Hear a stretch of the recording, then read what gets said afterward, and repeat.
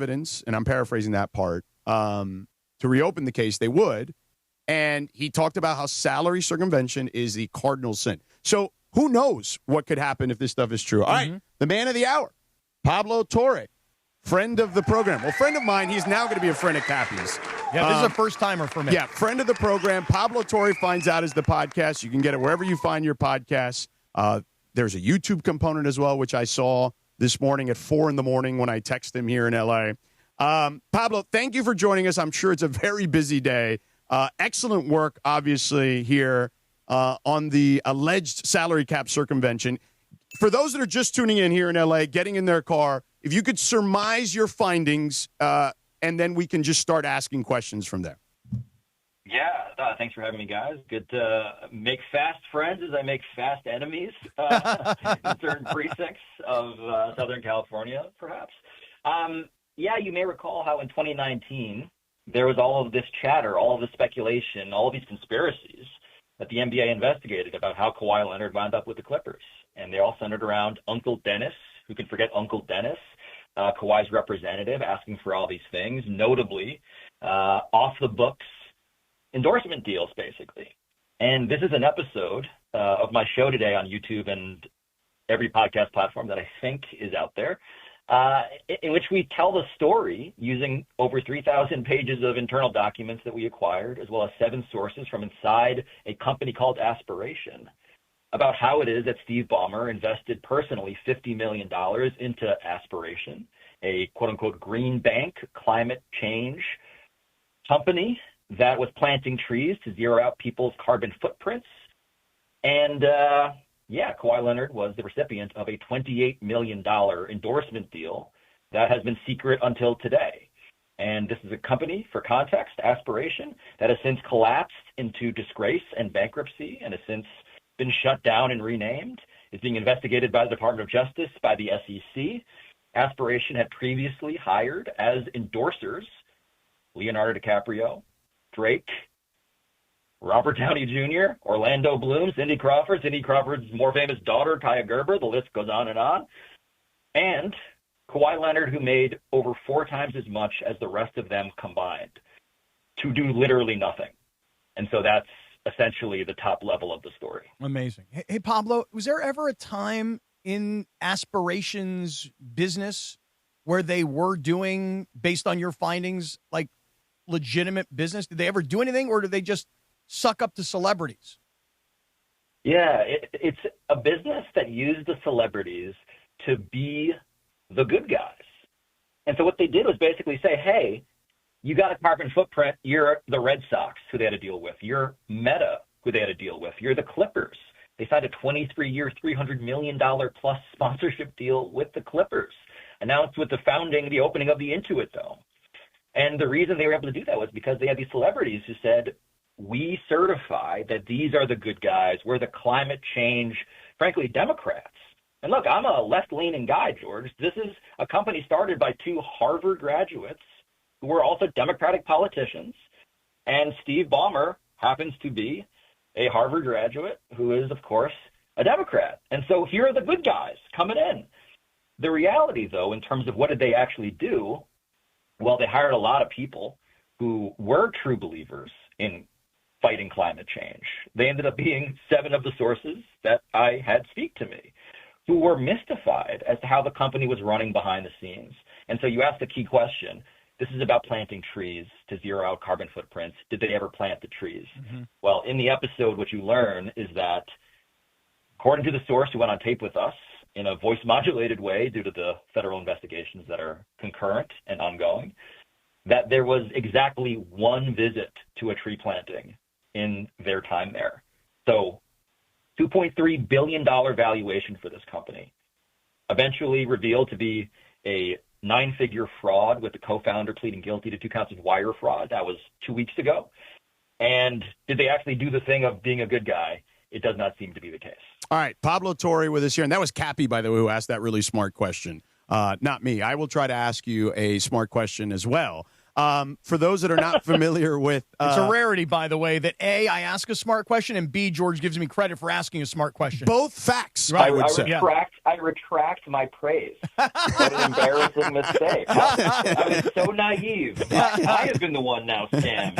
Yeah. All right, so now, what can we tie together in regards to, I mean, you mentioned it briefly, but Steve Ballmer's connection to Aspiration and the Clippers specifically, their connection to Aspiration? Yeah, so Steve Ballmer put $50 million, and we have the contract for this, bank statements. We have an unusual level of visibility into the inner workings of this company because of the reporting we've done here. And so Steve Ballmer puts in $50 million. And simultaneously, of course, they go the other way and, they pay the Clippers $300 over 23 years. Now, of course, we never got to the end of that deal, but that's that part of it. The contract itself is what's fascinating, right? So I think maybe I buried the lead here a bit. So this is an endorsement deal. So the way I found out about this is I was like, okay, there's this bankruptcy filing for this company that is public. There is a clue in that filing that says Aspiration still owes outstanding $7 million to a bunch of entities, creditors.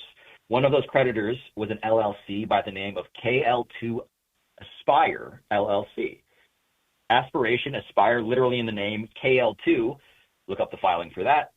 Kawhi Leonard, right? Number 2. Okay, so logical next question, George, as a reporter. Here we go. When has Kawhi Leonard when has he ever endorsed this company?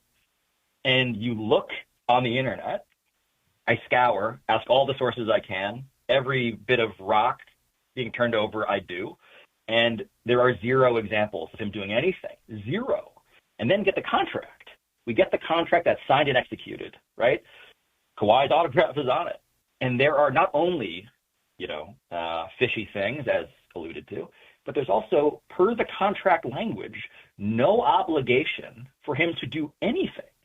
Because there's an out clause, and we had David Sampson, former president of the Marlins, assess this for us, an out clause in which it is clear that if something is asked of Kawhi that does not confirm or corroborate his personal beliefs, he doesn't have to do anything. And he did nothing. So he was allowed to do nothing. He did nothing. It was a secret deal. And the clause in the contract that would cause Aspiration to terminate was very curious, because the way Aspiration could terminate this contract was if Kawhi Leonard stopped playing for the Clippers. And so there's a bit of an IQ test going on here, right? We tell the story of Steve Ballmer's influence internally. We have emails with him doing business development for Aspiration with the founders of the company, including the guy who has pled guilty to fraud. We have all of these ways in which 7 sources tell us on the record this is a contract that was told to us for the purposes of circumventing the salary cap. I don't really know what else I can do to provide for, let's just say, the league office.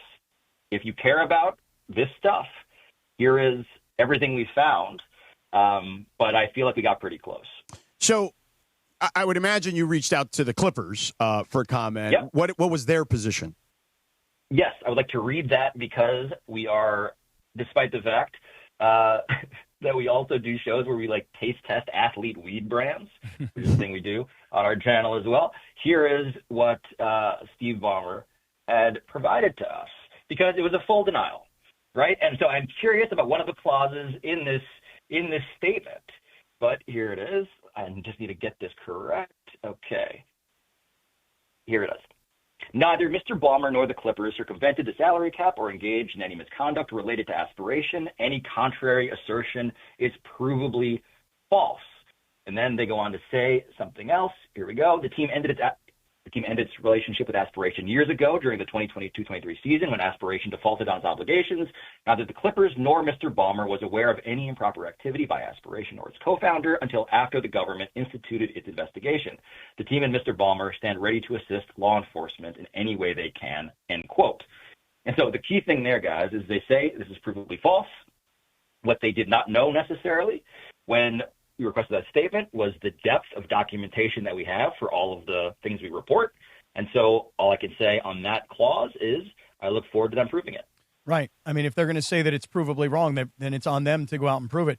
Pablo, let me go back a second, though, because I feel like there's this financial love triangle going on, and I want you to try and explain it. Because if you're Steve Ballmer, I think what you might try and do is say, hey, I didn't know. I didn't know. But we all look at Steve Ballmer and go, dude, you're like the richest guy in pro sports, and you're probably one of the smartest people that earned you all this wealth. So it's kind of hard to believe that you wouldn't know. So just backtrack for 1 second. Here goes. So Ballmer invests $50 million into Aspiration. Aspiration is going to pay Kawhi Leonard $28 million, but he doesn't have to do anything. And, of course, Kawhi, perhaps his defense might be, well, I lent my name. They just never asked me to do anything. What can I tell you? So Ballmer invests 50. Kawhi gets 28, but then Aspiration comes back and puts, did you say 300+ million into the Clippers as a partner? Is that right? Oh, yeah. That was, by the way, there's video press conference footage of Ballmer and Joe Sandberg, now, again, pled guilty to fraud, at the dais on Media Day. Like, this was 2021. Yeah, and then they announced in big headlines, 23 years, $300+ million sponsorship agreement. Yeah, you see, what I'm getting at here is it's going to be very interesting to watch a team or somebody as wealthy and as influential as Ballmer say, hey, it's provably wrong. Well, explain that, because here's your $50 million, here's Kawhi's $28 million, and the thought process would be he invested in to get Kawhi paid. I'll put money in, you guys pay him. Allegedly, right? Yes. It's all allegedly, right? Right. And then it all comes home with, and you guys do us the solid by you guys putting in the money here, and this is how we expose the company. I mean, it will be very hard for most people to believe that Steve Ballmer could be this naive. And Pablo, I heard on your podcast, Pablo Torre Finds Out, which people can find on all the podcast platforms and YouTube, that the Clippers that season, clearly you can go back and watch this, right, had the Aspiration logos on patches on their uniforms, if I recall correctly, and on the back of the courtside seats. Is that accurate? So it was on the back of the courtside seats. The signage was everywhere. They never made it because they collapsed as a company. Oh, they never got on the patch on the jersey. Patch was stitched on. Got it. But it was, by the way, that was announced and agreed to. It was going to be the plan. That's kind of what the story is, to your point about like connecting the dots. If not for the fact that all of this fell apart and I sort of like sifted through the wreckage, no one would have known about any of this. Like, that's kind of like the whole thing about how is this smart and stupid. Well, it's smart as in they almost got away with it, allegedly. It's stupid because you really think that no one is going to, again, it's a bit of an IQ test. It's like, okay, Steve Ballmer is, by the way, just to be clear for people who are not familiar with them, sixth richest guy in the world, number 2 to Bill Gates at Microsoft. He is hailed in writing as, quote, the greatest investor of the last 20 years. That's Steve Ballmer. And so the way that this all gets even more hairy, right, is through the question that my sources, the 7 sources I spoke to who work for the company, what they ask, which is, okay, so they, of course, internally know and say this was a deal to circumvent the salary cap. That's the reporting on this. That's them in interviews with me. Their real question, because that's a given to them, is if Steve Ballmer had this level of influence, as described, at this company, what else do you know or not know about, and when did he know or not know about it? Like, that's where it gets even more interesting, right? So the NBA, which cares about cap circumvention, and the federal government, which cares about actual laws, not like sports laws, but like actual laws, these things are not separate. They're actually connected. And that's where, if you're the SEC or the DOJ or what's left of the federal government, you're like, this is something to look into. So Pablo Torre joining us here. Pablo Torre Finds Out. Make sure you check out the podcast on all the different platforms and on the YouTube component as well. So I have a question for you about some of the stuff you just alluded to at the end. So let's just say the NBA does reopen this investigation. I think you guys discussed this on the podcast as well with Amin and David specifically about what are some of the ramifications that could potentially come about if any of this stuff is true. Yeah, that's the question that is running through the NBA offices right now. I am told this morning. I'm told that they were not aware of. I mean, look, we did not need to go to the NBA for their blessing on this story. What I'm likewise told, though, is that they did not know about this deal that Kawhi had signed with Aspiration. Oh, wow. And Steve Ballmer's connection to it. So the question they're asking is, what do you have to do in response? And there's a sort of a realpolitik, like how does business actually work answer? And then there's the how should this thing actually go answer, right? And so if you look back historically, and really there's no real analogy for this. Mark Stein tweeted about this morning, that there really is nothing quite like this in terms of a story with this level of documentation for this level of money, $28 million. I'm just going to quote Stein here because it's just context from someone not involved with the story. He said it's without precedent. So the only precedent you go to is the Timberwolves. And you guys may recall this one, Joe right? Smith. So yeah. Joe Smith, yeah, number 1 overall pick, Timberwolves. He has an off-the-books but written-down arrangement with Glenn Taylor, the owner, who was very old, which is why they wrote it down, apparently. So they had to still pay it out if Glenn Taylor died. Glenn Taylor, relatedly, very much still alive today. I digress. But here we go. Here's the punishment. 5 first-round picks, $3.5 million fine. Joe Smith's contract was voided. His bird rights were stripped. Glenn Taylor was suspended, the owner. GM Kevin McHale was forced to take a leave of absence. That was 25 years ago. So now, different NBA, different level of inflation, certainly. You got to adjust for all that stuff. But also, different owner, right? You have, again, the richest owner in all of sports in the world.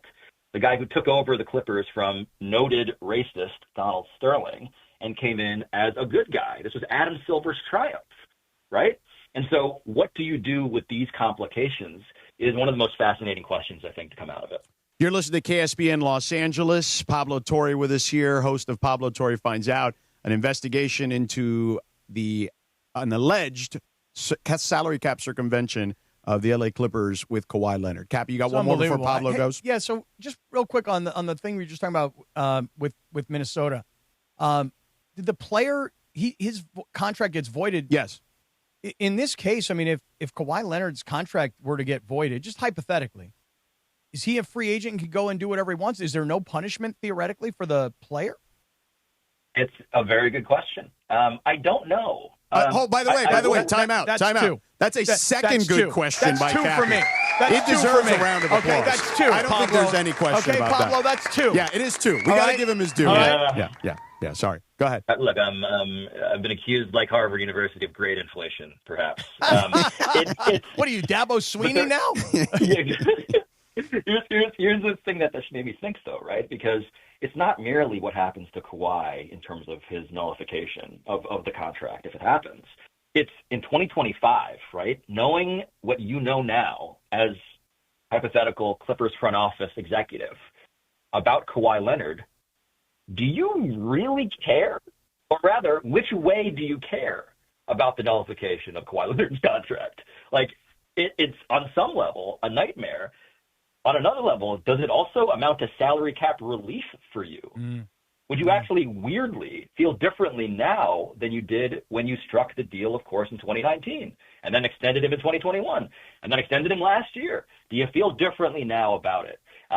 It's just one of those, there's so many moving parts. And again, I just got to stress, this isn't a real justice system. It's a bunch of rules that are enforced by a guy in the commissioner of the NBA who is ostensibly the judge, but is actually the employee to the owners he has to punish. And that is a question above my pay grade, is what I would say safely. Yeah, interesting. Pablo, how many owners you think, if you had to guess, have rung up Adam Silver today after his evening at the U.S. Open? Oh yeah, I just saw it. It was Adam with Bob Iger and in a nice box at the Open. Look, I am told that there has been a level of panic over there. Historically, here's another funny, interesting detail to how this all goes behind the scenes, right? So typically, historically, what I am told is that the small market team that is most frustrated by the fact that you can have these, again, uber wealthy. This is like a new generation of just owners, by the way, right? You got to be so rich to own a team now. And Ballmer is the richest by far.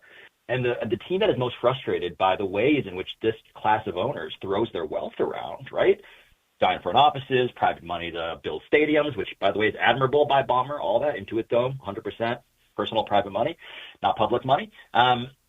The team that's most frustrated by that stuff typically is the Oklahoma City Thunder. And the Thunder, you may recall, is not merely the champions of the last NBA season, but the champions who won their championship because of the deal for Kawhi Leonard and Paul George. That's how they got Shai Gilgeous-Alexander. That's how they got a bunch of those picks, right? So what do?